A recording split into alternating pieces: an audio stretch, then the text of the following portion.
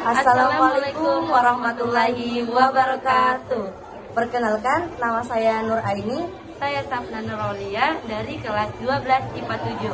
Kami akan menjelaskan tentang materi pembelahan sel, yaitu siklus sel. Selamat menyaksikan. Siklus sel adalah fungsi sel yang paling mendasar berupa duplikasi akurat sejumlah besar asam deoksiribonukleat atau lebih dikenal dengan singkatan DNA di dalam kromosom yang kemudian memisahkan hasil duplikasi tersebut hingga terjadi dua sel yang identik. Siklus sel yang berlangsung kontinu dan berulang atau siklik disebut proliferasi keberhasilan. Sebuah proliferasi membutuhkan transisi unidireksional dan teratur dari fase siklus sel menuju fase berikutnya. Jenjang reaksi kimia organik yang terjadi seyogianya diselesaikan sebelum jenjang berikutnya. Sebagai contoh, dimulainya fase mitosis sebelum selesainya tahap replikasi DNA akan menyebabkan sel yang tereliminasi. Jenjang reaksi yang terjadi di dalam siklus sel sangat mirip dengan relasi substrat produk dari sebuah lintasan metabolik. Produk dari sebuah jenjang reaksi akan berfungsi sebagai substrat di jenjang berikutnya. Demikian pula dengan laju reaksi jenjang yang pertama akan menjadi batas maksimal laju reaksi di jenjang berikutnya.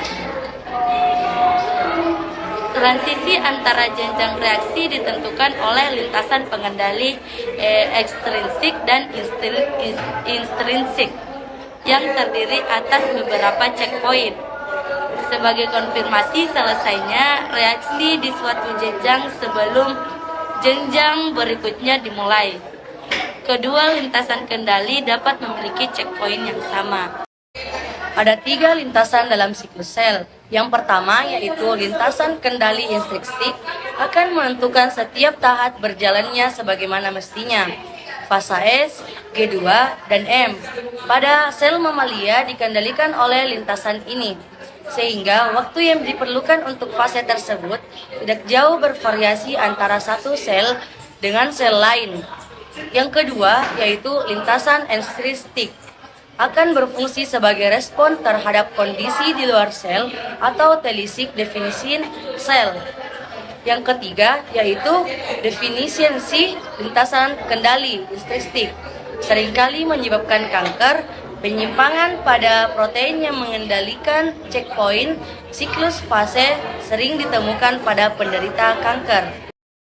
Siklus sel terbagi menjadi dua fase fungsional, yaitu fase S dan M serta fase persiapan G1 dan G2. Yang pertama fase S atau sintesis. Fase ini merupakan tahap terjadinya replikasi DNA.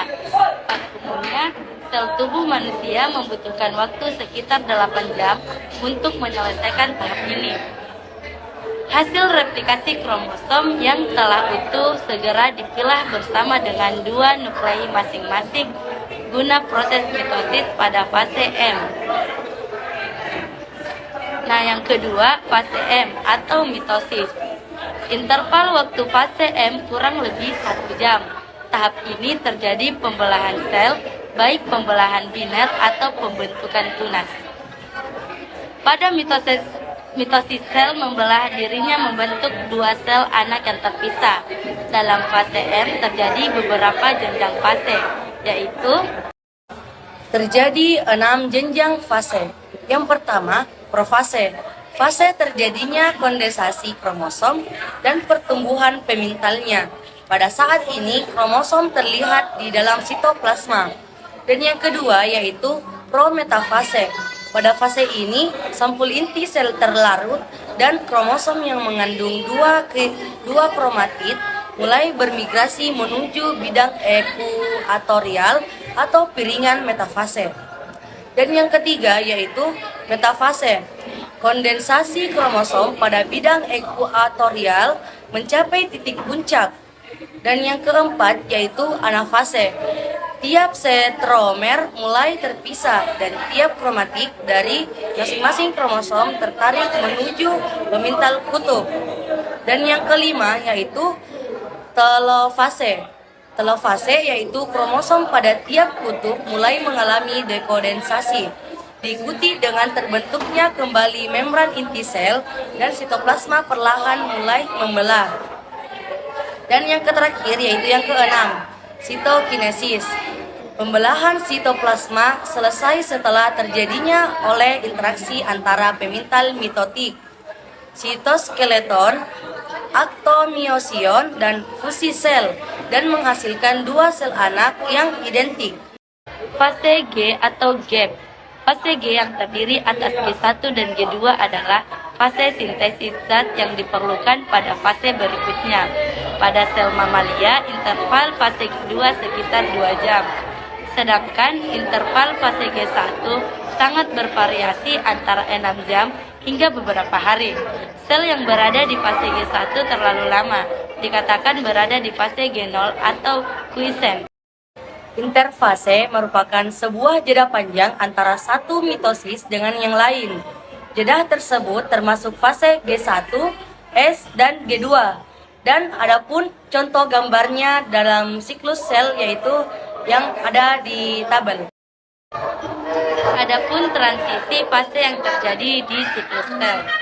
Yang pertama, transisi G0 ke G1.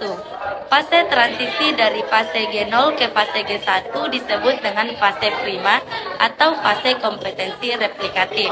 Pada hepatosit, fase prima dipicu oleh sekresi sitokina IL-6 dan TNF-A oleh sel Kupfer yang menyebabkan hepatosit kehilangan sebagian masanya. Potensi proliferasi hepatosit setelah kehilangan sebagian masanya, berbagai protein disintesis pada fase G1 setelah sel meninggalkan fase G0. Beberapa ribosom baru dibuat untuk mempercepat sintesis protein. Yang kedua, transisi ke fase S.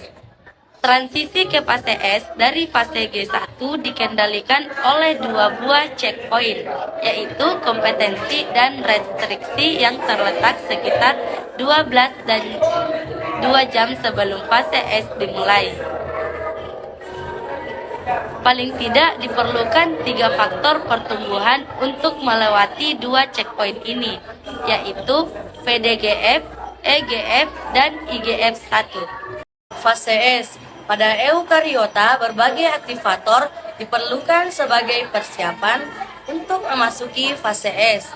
Guna melakukan replikasi DNA, pada prokariota hanya terdapat aktivator tunggal. Pada titik replikasi, rantai ganda DNA memisahkan diri menjadi dua untai tunggal, sehingga tampak seperti garpu. Tujuan siklus sel yang pertama, reproduksi. Siklus sel pada reproduksi sel memiliki tujuan yang penting untuk menjaga kelestarian makhluk hidup. Jadi, sel-sel yang berkaitan dengan sistem reproduksi akan mengalami pembelahan secara meiosis untuk makhluk hidup yang berkembang biak secara seksual dan mitosis untuk yang aseksual. Baik teman-teman, itulah tadi penjelasan materi tentang pembelahan sel, yaitu siklus sel. Dan apabila ada tutur kata dan perilaku yang kurang berkenan dan kata yang kurang jelas, mohon dimaafkan. Saya atas nama Nur Aini dan saya Sabda Nurwania, kami pamit undur diri. Sekian dan terima kasih. Wassalamualaikum warahmatullahi wabarakatuh.